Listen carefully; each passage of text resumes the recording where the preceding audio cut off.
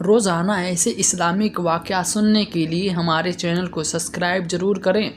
तमाम नियामतों और अच्छाइयों से होने के बावजूद हज़रत आदम अलैहिस्सलाम ने जब जन्नत में तन्हाई और अजनबियत महसूस की तो अल्लाह पाक ने हज़रत अम्मा हव्वा को पैदा फरमा दिया। मोहम्मद बिन इसहाक हज़रत इब्ने अब्बास से रिवायत करते हैं कि हज़रत आदम अलैहिस्सलाम सोच रहे थे कि अल्लाह पाक ने उनकी छोटी पसली से हज़रत हव्वा सल्लल्लाहु अलैहि को पैदा फरमा दिया। जब हज़रत आदम अलैहिस्सलाम नींद से जागें तो देखा कि उसके पास एक ऐसी मखलूक लेटी हैं जो उनसे कुछ ज़्यादा मुख़ल्लिफ़ नहीं है। तफसीर साहबे सफ़ा नंबर 5 और शरह अल रजा के जिल्द नंबर 1 सफ़ा नंबर 101 पे लिखा है कि जब हज़रत आदम अलैहिस्सलाम ने अपने ही जैसी खूबसूरत मखलूक को अपने पास लेटे देखा तो उनकी तरफ दस्ते मुबारक बढ़ाने का इरादा फरमाया। फिर फरिश्तों ने अर्ज़ किया, ठहर जाएं, पहले इनका महर अदा करें। आप अलैहिस्सलाम ने फरमाया, इनका महर क्या है? फरिश्तों ने अर्ज़ किया, इनका महर ये है कि आप हमारे सरदार मोहम्मद मुस्तफ़ा सल्लल्लाहु अलैहि वसल्लम पर 10 मरतबा दरूद पाक पढ़ें। चुनांचे आप अलैहिस्सलाम ने दरूद पाक पढ़ा और फरिश्तों की गवाही से आप अलैहिस्सलाम का हज़रत बीबी हव्वा रज़ियल्लाहु ताला अन्हु से निकाह हो गया। रिवायत में है कि हज़रत आदम और हव्वा 60 साल तक जन्नत में रहें, लेकिन उनको हक़ जो दिए अता करने का हुक्म न था और न बच्चे पैदा करने का। हज़रत आदम अलैहिस्सलाम और हज़रत हव्वा बड़े आराम सुकून से जन्नत में रहने लगे। इस अरसे में दोनों पर जन्नत के किसी भी हिस्से में जाने पे पाबंदी न थी सिवाय सदरे मम्मा के। शैतान अब इन दोनों का खुला दुश्मन था और अब शैतान रोज़ इनके दिलों में बस डालता और एक दिन कहने लगा, तुम्हारे रब ने तुम दोनों को इस दरख्त से इसलिए मना फरमाया कि कहीं यह फल खाकर तुम दोनों फरिश्ते न हो जाओ या कहीं हमेशा ज़िंदा रहने वालों में से न हो जाओ। शैतान की शैतानी और बहकावे वाली बातें सुनकर हज़रत हव्वा सोचने पर मजबूर हो गई। आखिरकार शैतान की मुसलसल कोशिश और साजिशें रंग ले आई।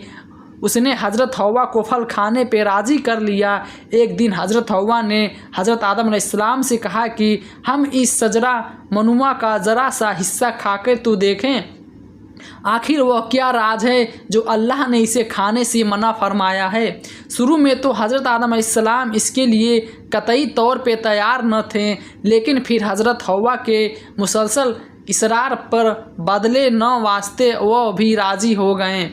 खैर हज़रत आदम व हव्वा फल खाने पे तैयार हो गए और अभी पूरी तरह फल चखा भी न था कि उनकी सतरगाहे एक दूर पर आग हो गई, जिस पे दोनों ने पूरे सानी के आलम में जन्नत के दरख्तों के चूचे चोर तो अपना बदन छुपाया। अल्लाह ने दोनों को पुकारा और फरमाया, क्या मैंने तुमको मना नहीं किया था कि इस दरख्त का फल न खाना और शैतान के बहकावे में आ जाना? यह तुम्हारा खुला दुश्मन है। तुम दोनों ने जब अल्लाह की पुकार सुनी तो सारे खौफ इलाही के कांप उठे। अल्लाह पाक फिर फरमाने लगे, अब तुम दोनों एक ख़ास मुद्दत तक ज़मीन पर ही रहोगे जहाँ तुम एक दूसरे के दुश्मन होगे और वहाँ ही मरना और वहीं उसी पे पैदा होना। और फिर दोनों को ज़मीन की तरफ रवाना कर दिया। रवायत में यह है कि हज़रत आदम अलैहिस्सलाम हिंदू जबकि हज़रत हुआ को जुद्दा में उतारा गया।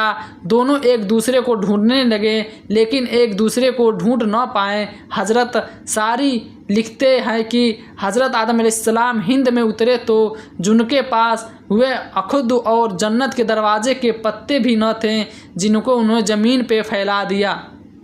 हज़रत इब्ने अब्बास रज़ियल्लाहु ताला से मरवी है कि हज़रत जिब्राईल अलैहिस्सलाम हज़रत आदम अलैहिस्सलाम के पास आए और गुदूस के 7 दाने साथ लाएँ।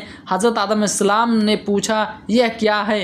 अर्ज़ किया, यह दुरुत का फल है जिससे आपको रोका गया था लेकिन आपने तनाव कर दिया। फरमाया, तो जब ने इनका मैं क्या करूं? अर्ज़ किया,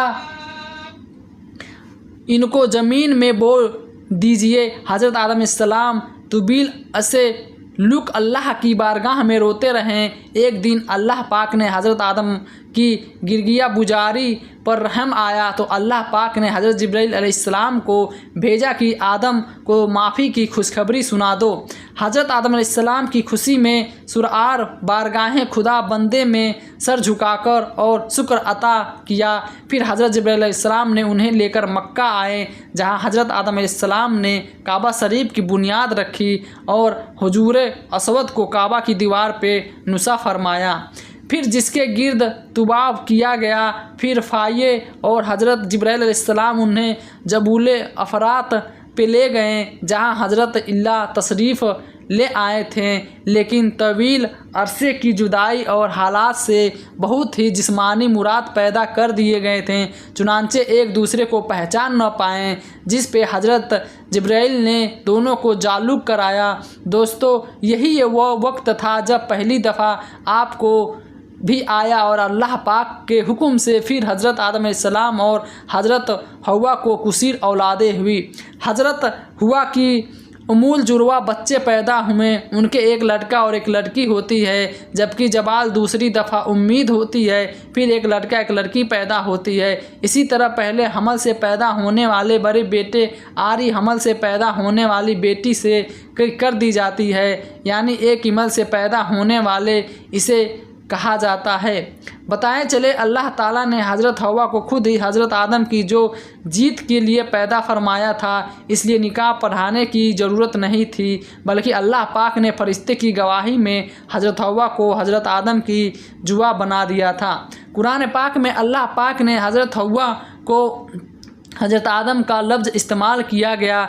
दोस्तों, फरिश्ते हज़रत आजमाइश जबकि इंसान को भी अल्लाह पाक आजमाइश से मुल्तिला करता है कि कौन फुरकुबात करता है और कौन नाफरमानी करता है, और जो दुनिया आखिरत के बारे में फ़िक्र करता है वह एक दूसरे पे फजीलत जान लेता है और पहचान लेता है कि दुनिया आजमाइश का घर और फना होने वाली है, जबकि आखिरत बदले का हमेशा बाकी रहने वाला घर है।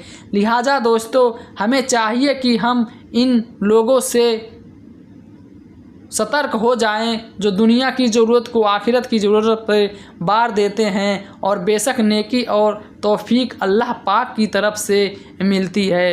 आमीन।